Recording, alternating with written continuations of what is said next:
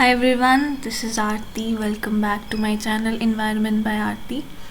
आज जो वीडियो है वो मैं लेके आई हूँ EIA नोटिफिकेशंस 1994 एंड 2006 के बारे में, जो मैंने पिछली वीडियो में भी आपसे कहा था कि मैं ये जो है वो टॉपिक लेके आऊँगी। ठीक है, इसके अलावा बाद में अमेंडमेंट्स भी हुई हैं 2006 के बाद में, कुछ चेंजेस हुए हैं, नोटिफिकेशंस आई हैं और 2020 ड्राफ्ट नोटिफिकेशन भी एक आई है, वो हम बाद में डिस्कस करेंगे। लेकिन जो ज़रूरी है, जो बेसिकली जो स्टार्ट है EIA का इंडिया में, वो मैं लेके आई हूँ। ठीक है, तो वीडियो स्टार्ट करने से पहले सबसे रिक्वेस्ट है, प्लीज़ लाइक ज़रूर करें वीडियो को और शेयर भी करें, चैनल सब्सक्राइब करें जिन्होंने नहीं किया है, और बने रहे साथ, क्योंकि आगे भी बहुत सारी वीडियोस आने वाली हैं। ठीक है, तो एक और चीज़, जो मेरा टेलीग्राम चैनल है उसका भी लिंक डिस्क्रिप्शन में प्रोवाइडेड है, जिसमें मैं PDFs जो हैं वो शेयर करती हूँ। अगर आप टेलीग्राम में जाके सर्च बॉक्स में लिखेंगे एनवायरनमेंट बाय आरती, वो चैनल आ जाएगा, आप उसको भी ज्वाइन कर सकते हैं। और इंस्टाग्राम पे भी आप कनेक्ट हो सकते हैं सेम नाम से, एनवायरनमेंट बाय आरती। ठीक है, तो आपके कोई डाउट्स, इश्यूज़ हों, कोई सजेशंस हो, आप मुझे वो बोल सकते हो। ठीक है, तो स्टार्ट करते हैं। सबसे पहले जो EIA है उसके बारे में हम थोड़ा सा वापस से रिकैप करेंगे। हालांकि मैंने इंट्रोडक्टरी जो पार्ट है वो ऑलरेडी फर्स्ट वीडियो लेक्चर है जो उसमें मैंने दे दिया था, लेकिन फिर भी वापस से हम इसको थोड़ा सा देखेंगे कि EIA होता क्या है और इंडिया में EIA जो है वो कैसे शुरुआत हुई, क्या हिस्ट्री रही, और बाकी जो लॉज हैं, एक्ट्स हैं, वो क्या बने। ठीक है, तो सबसे पहले तो यूनेप जो है, यूनेप क्या है, एक UN की बॉडी है, यूनाइटेड नेशंस एनवायरनमेंट प्रोग्राम। ठीक है, जो क्या करती है, वो एनवायरनमेंट के रिलेटेड जो भी इश्यूज़ हैं उनको एड्रेस करती है। ठीक है, ये जो बॉडी है ये बनी थी 1972 में और इसके हेडक्वार्टर्स कहाँ पे है, नैरोबी, कीनिया में। ठीक है, ये इम्पॉर्टेंट है, ये आप नोट करके रख सकते हैं। यूनेप के हेडक्वार्टर्स हैं कीनिया में।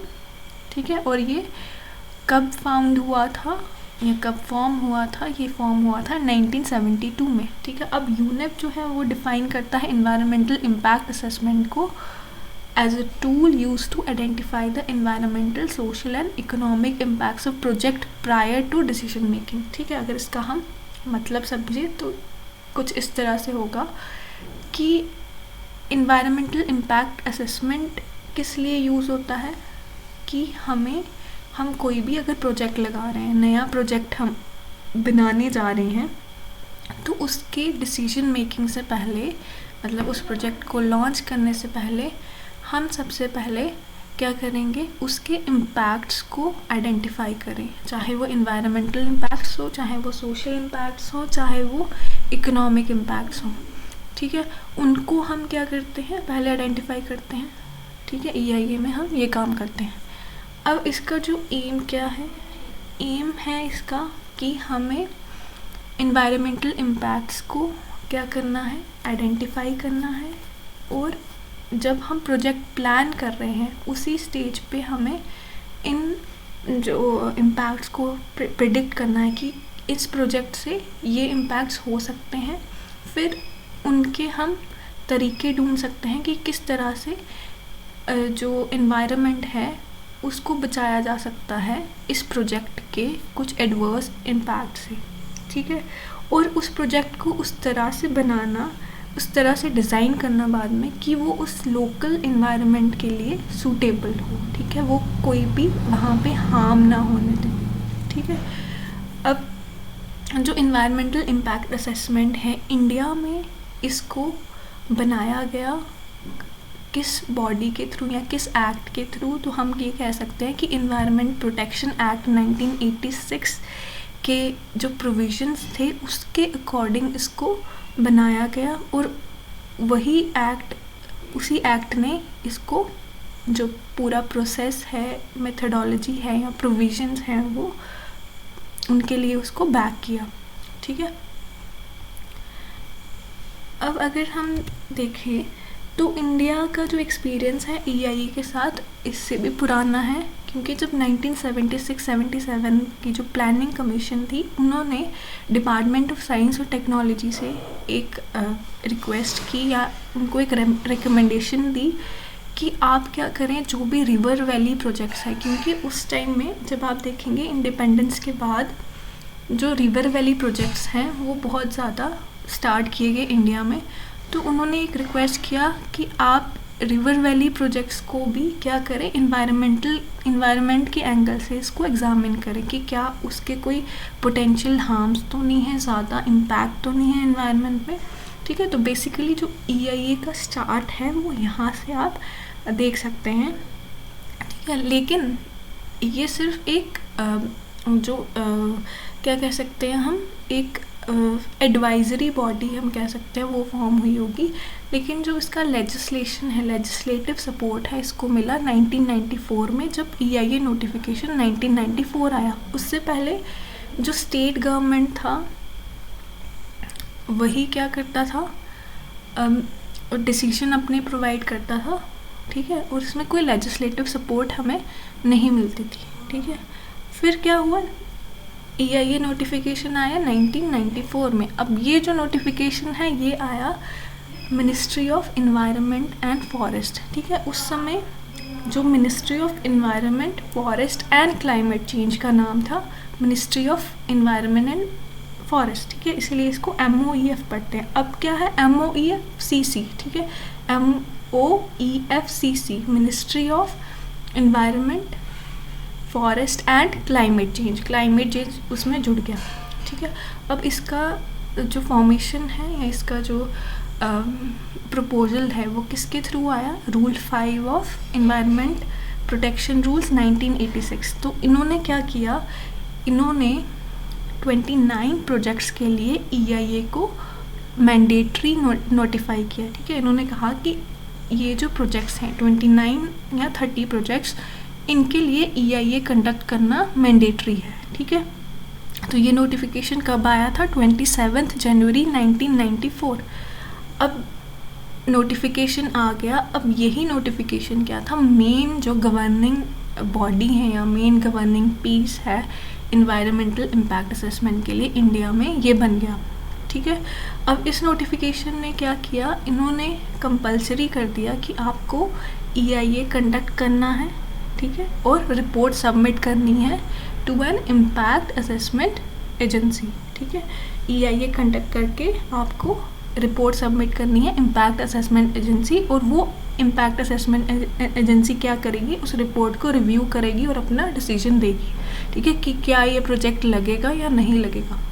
ठीक है, उसके बाद अब नोटिफिकेशन के अकॉर्डिंग आपको एक कमेटी ऑफ एक्सपर्ट को भी कंसल्ट करना है। ठीक है, ऐसा नहीं है कि सेंट्रल गवर्नमेंट खुद से ही अपने किसी डिपार्टमेंट को लगा दे उसको बनाने में और काम ख़त्म कर दे, ऐसा नहीं है। लेकिन इसमें हमें कुछ एक्सपर्ट्स की ज़रूरत है, जैसे इन्वायरमेंट के फील्ड में कुछ एक्सपर्ट्स होंगे, कुछ लॉ के, इन्वायरमेंटल लॉ के फील्ड में कुछ एक्सपर्ट्स होंगे, तो उनकी एक कमेटी बनानी है जिसमें बहुत अलग अलग डिपार्टमेंट के लोग हो सकते हैं। ठीक है, तो उसके बाद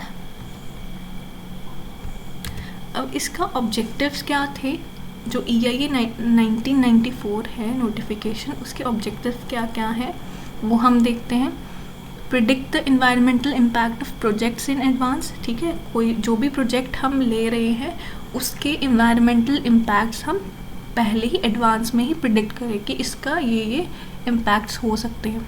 ठीक है, सेकेंड है to conduct baseline environmental data of area where project has been proposed. ठीक है, उस एरिया का पूरा डेटा कलेक्ट करना, जैसे कि क्या वहाँ पे लैंड, किस तरह का लैंड है, लैंड कहाँ पे है, क्या वहाँ पे कोई हैबिटेट है, क्या वहाँ पे कोई फॉरेस्ट है, क्या वहाँ पे कोई रेजिडेंशियल एरिया है। ठीक है, क्या वहाँ पे कोई कम्युनिटी है जो रिसाइड करती है। ठीक है, क्या वहाँ पे कोई रिवर बॉडी है, और एक्सेट्रा एक्सेट्रा बहुत सारी चीज़ें जो उस प्रोजेक्ट के रिलेटेड रेलेवेंट होगी, ठीक है। वो मैंने पहले भी आपको समझाया था, स्कोपिंग का जब हम नाम लेते हैं, ठीक है, उस तरह का हमें डेटा कलेक्ट करना है। उसके बाद to find ways to manage and mitigate the expected adverse environmental impacts of the project, ठीक है। हमें जब हमने एक बार डेटा कलेक्ट कर लिया, फिर हमें कुछ तरीके ढूंढने हैं, ठीक है, जिससे हम क्या कर सके, उस प्रोजेक्ट से जो भी पोटेंशियल हार्म है एनवायरनमेंट को, उसको मिटिगेट कर सके, ठीक है। उसके बाद shape the projects as per local environmental conditions, की उस जगह की जैसी कंडीशंस है उसी के अकॉर्डिंग उसको प्रोजेक्ट को बनाया जाए कि वो उस एरिया के लिए सूटेबल हो, ठीक है, वहाँ पे जो हार्म है वो कम हो। और सबसे इम्पॉर्टेंट जो पार्ट है वो क्या है, public participation and opinion of the experts for the decision makers, ठीक है। अब 1994 से पहले क्या होता था कि सेंट्रल गवर्नमेंट ही अपना डिसीजन देती थी, रिव्यू करती थी, जो भी अपना ही रिव्यू करके वो खुद का डिसीजन देती थी, कोई किसी का ओपिनियन यहाँ पे मैटर नहीं करता था। लेकिन अब जब 1994 की नोटिफिकेशन आई, उसमें पब्लिक पार्टिसिपेशन और ओपिनियन को इम्पोर्टेंस दिया गया, ठीक है। उनके बिना जो प्रोजेक्ट है उसको नहीं लगाया जाएगा, ठीक है। अब इसमें क्या थे, 4 स्केड्यूल्स थे, वो हम एक एक करके देखते हैं। स्केड्यूल 1 में जो प्रोजेक्ट्स हैं उसमें स्केड्यूल 1 में आपके जो प्रोजेक्ट्स हैं, ठीक है, जितने भी प्रोजेक्ट्स हैं जिनके लिए EIA कंडक्ट करवाना है, ठीक है, वो एक लिस्ट प्रोवाइड की गई है कि ये प्रोजेक्ट्स हैं जिन पे आपको EIA कंडक्ट कराना मैंडेटरी है, ठीक है। स्केड्यूल 2 में क्या है, पूरा प्रोसीजर आपको दिया गया है, किस तरह से EIA जो है या इन्वायरमेंटल क्लियरेंस जो है वो की जाएगी प्रोजेक्ट्स के लिए, ठीक है। स्केड्यूल 3 में है कि एक्सपर्ट्स की जो कमेटी है उसको कैसे कंपाइल किया जाएगा, क्या कंपोजिशन होगी, कहाँ से एक्सपर्ट्स को बीच में लाया जाएगा, ठीक है, कौन उसके एक्सपर्ट्स होंगे। स्केड्यूल 4 में पब्लिक हियरिंग और रिव्यू बाय कमेटी, ठीक है, पब्लिक हियरिंग और रिव्यू बाय कमेटी मतलब जो भी कमेटी बनाई गई है वो उस रिपोर्ट को एक बार रिव्यू करेगी कि क्या ये रिपोर्ट सही है, ठीक है, क्या इसके इम्पैक्ट्स हैं, क्या इसमें फर्दर चेंजेस ला सकते हैं प्रोजेक्ट की प्लानिंग में और डिज़ाइन में, जिससे ये एनवायरनमेंट फ्रेंडली जो है वो प्रोजेक्ट बने, ठीक है। अब इसके बाद आया EIA नोटिफिकेशन 2006। अब 1994 का जो EIA नोटिफिकेशन था उसमें कुछ लिमिटेशंस थी जिनको एड्रेस करने के लिए EIA नोटिफिकेशन 2006 लाया गया। बेसिकली ये एक अमेंडमेंट है, मतलब चेंज है 1994 का जो नोटिफिकेशन है, ठीक है। अब ये कब आया था, ये आया था सितंबर 2006 में, ठीक है। अब इसके सेलिएंट फीचर्स क्या हैं वो देखते हैं। इसमें क्या हुआ, जो पावर है, पहले तो सेंट्रल गवर्नमेंट तक पावर जो है वो सीमित थी। अब क्या हुआ, अब जो पावर है उसको डिसेंट्रलाइज किया गया टू स्टेट गवर्नमेंट। पहले जो डिसीजन मेकिंग थी वो सिर्फ सेंट्रल गवर्नमेंट तक सीमित थी, अब स्टेट को भी पावर दिया गया कि आप भी EIA कंडक्ट करवा सकते हैं अपने लेवल पे और अपना डिसीजन या अपनी रिपोर्ट्स दे सकते हैं, ठीक है। अब इसमें क्या हुआ, 2 कैटेगरीज में डिवाइड किया गया प्रोजेक्ट्स को बेस्ड ऑन कि उनके क्या पोटेंशियल इम्पैक्ट्स हैं ह्यूमन हेल्थ पे और नेचुरल और मैन मेड रिसोर्सेज पे। तो प्रोजेक्ट्स को 2 कैटेगरीज में डिवाइड किया गया। मेन कैटेगरीज हैं कैटेगरी A और कैटेगरी B, ठीक है। जो कैटेगरी A है वो नेशनल लेवल अप्रेजल है, मतलब नेशनल लेवल पे इसको कंडक्ट करवाया जाएगा, EIA को नेशनल लेवल पे ही रिव्यू कराया जाएगा और नेशनल लेवल पे ही इसको डिसीजन जो है वो दिया जाएगा। मतलब आप एक तरह से कह सकते हैं जो यूनियन गवर्नमेंट है वही इस पे काम करेगी। कैटेगरी B जो है वो स्टेट लेवल अप्रेजल है, मतलब यहाँ पे जो EIA है वो कंडक्ट करवाया जाएगा स्टेट लेवल पे। तो यहाँ पे स्टेट लेवल पे एक्सपर्ट्स की कमेटी बनाई जाएगी, स्टेट लेवल पे ही रिव्यू, डिसीजन मेकिंग, मॉनिटरिंग सब कुछ होगा, ठीक है। अब कैटेगरी B में B1 और B2 प्रोजेक्ट्स हैं, फर्दर जो डिवाइड किया गया है B1 और B2 में, ठीक है, अब कैटेगरी ए प्रोजेक्ट्स जो होते हैं वो क्या होते हैं वो देखते हैं। कैटेगरी ए प्रोजेक्ट्स में क्या है, इन्वायरमेंटल क्लियरेंस जो है वो मैंडेटरी है, मतलब आपको EIA करवाना ही करवाना है, आपके पास कोई और चॉइस नहीं है। ठीक है, तो इसमें क्या करते हैं, हम एक एक्सपर्ट अप्रेजल कमेटी बनाते हैं। ठीक है, जिसमें अलग अलग लोग हम मेंबर्स हम क्या करते हैं, चूज़ करते हैं। और ये लोग क्या करते हैं, जो कमेटी है वो क्या करती है, रिकमेंड करती है किसको, सेंट्रल गवर्नमेंट को रिकमेंड करती है कि क्या EIA रिपोर्ट यहाँ पे बननी चाहिए या नहीं बननी चाहिए। हालांकि रिपोर्ट तो बननी है, लेकिन ये अपने उसमें व्यूज़ और अपने डिसीजंस ये प्रोवाइड करते हैं कि क्या क्या चीज़ें हमने इसमें कंडक्ट करवानी है EIA में। ठीक है, अब ये जो फिर क्या होता है, जो सेंट्रल गवर्नमेंट है वो इम्पैक्ट असेसमेंट एजेंसी को ये रिपोर्ट जो है वो सबमिट करती है। ठीक है, एक्सपर्ट अप्रेजल कमेटी रिपोर्ट को बनाएगी और इम्पैक्ट असेसमेंट एजेंसी जो है वो क्या करेगी, रिपोर्ट को रिव्यू करेगी, मॉनिटर करेगी और वापस से उनको रिकमेंडेशंस देगी कि आपको इसमें ये चेंजेस करने हैं या ये प्रोजेक्ट जो है ये क्या इसको परमिट दिया जा सकता है या नहीं दिया जा सकता।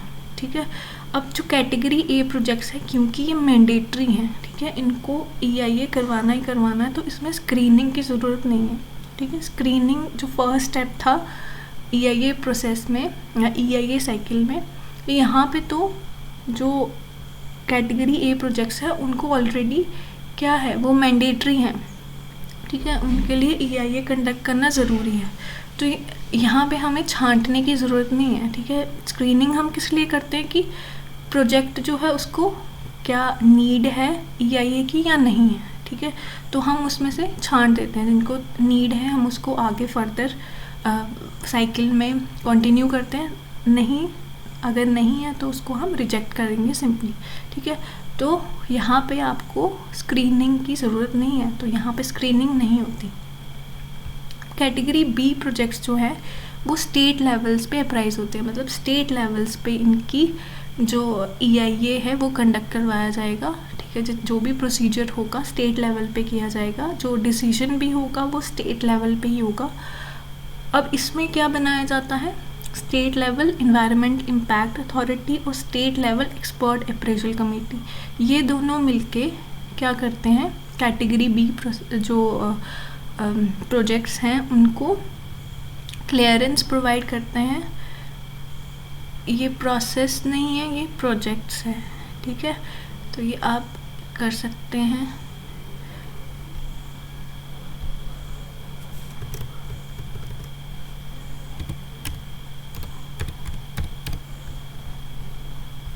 ठीक है, तो स्टेट लेवल पे दो जो अथॉरिटीज़ हैं वो बनाई जाती हैं, एक तो state level environmental impact authority और दूसरा स्टेट लेवल एक्सपर्ट अप्रेजल। मतलब स्टेट से ही बहुत कुछ एक्सपर्ट जो है उनको चुना जाता है जो EIA की स्टडी को कंडक्ट करते हैं।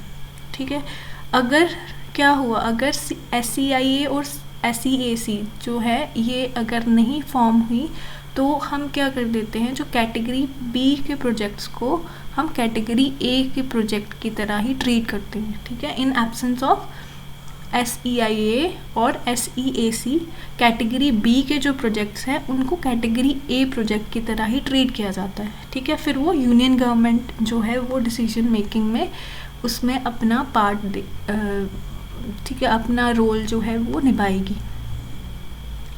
अब जो कैटेगरी बी प्रोजेक्ट्स हैं, क्योंकि यहाँ पे दो तरह के प्रोजेक्ट्स आ जाते हैं, एक तो जिसमें EIA आपको रिक्वायर्ड है, एक जिसमें EIA नहीं चाहिए, तो इसको हमें स्क्रीनिंग करना ज़रूरी है। तो इसमें फर्स्ट स्टेप जो है वो करना होता है, लेकिन कैटेगरी ए में स्क्रीनिंग नहीं करनी होती। ये डिफरेंस है इन दोनों में, कैटेगरी ए में स्क्रीनिंग नहीं करनी होती है और कैटेगरी बी में स्क्रीनिंग करनी होती है। ठीक है, कैटेगरी B1 में जैसे मैंने आपको बताया, कैटेगरी B1 में EIA जो है वो मैंडेटरी है कि EIA कंडक्ट करवाना है। कैटेगरी B2 के जो प्रोजेक्ट्स होते हैं उनको EIA कंडक्ट नहीं करवाना है। तो कैटेगरी B2 में बेसिकली वो प्रोजेक्ट्स होते हैं जिनका इम्पैक्ट नहीं होता इन्वायरमेंट पे। ठीक है। अब 2006 की जो अमेंडमेंट थी उसमें EIA साइकिल को 4 स्टेजेस में बांटा गया। तो वो स्टेजेस हैं screening, scoping, public hearing, appraisal. Screening का मतलब छांटना, जो मैंने लास्ट लेक्चर में आपको बताया था, पहले लेक्चर में बताया था। स्क्रीनिंग, स्कोपिंग क्या होता है, पब्लिक हियरिंग। अब अप्रेजल क्या है? अप्रेजल मतलब जो डिसीजन देना, रिव्यू करना और डिसीजन देना, ठीक है।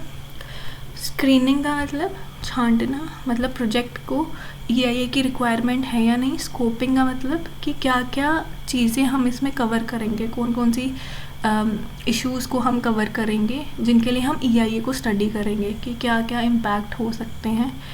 पब्लिक हियरिंग का मतलब कि पब्लिक से ओपिनियन लेना, क्या ये प्रोजेक्ट उनके लिए सूटेबल है या नहीं है, क्या उनको इम्पैक्ट हो सकता है, ये सब चीज़ें वगैरह, ठीक है। अप्रेजल का मतलब रिव्यू लेना और डिसीजन लेना, ठीक है। तो आज की वीडियो यहीं तक हम करते हैं। नेक्स्ट वीडियो में मोस्ट प्रोबेबली या तो इन्वायरमेंट का जो स्टार्ट है, इन्वायरमेंट क्या होता है, कंपोनेंट्स क्या है, ठीक है, इकोसिस्टम क्या है, इसके कंपोनेंट्स क्या हैं, वो मैं लेके आऊँगी, ठीक है। जो नोटिफिकेशंस हैं उनको मैं अलग से कभी कवर करूँगी, ठीक है। तो थैंक यू, बने रहें साथ और लाइक ज़रूर करें, शेयर भी करें, सब्सक्राइब भी करें। Thank you.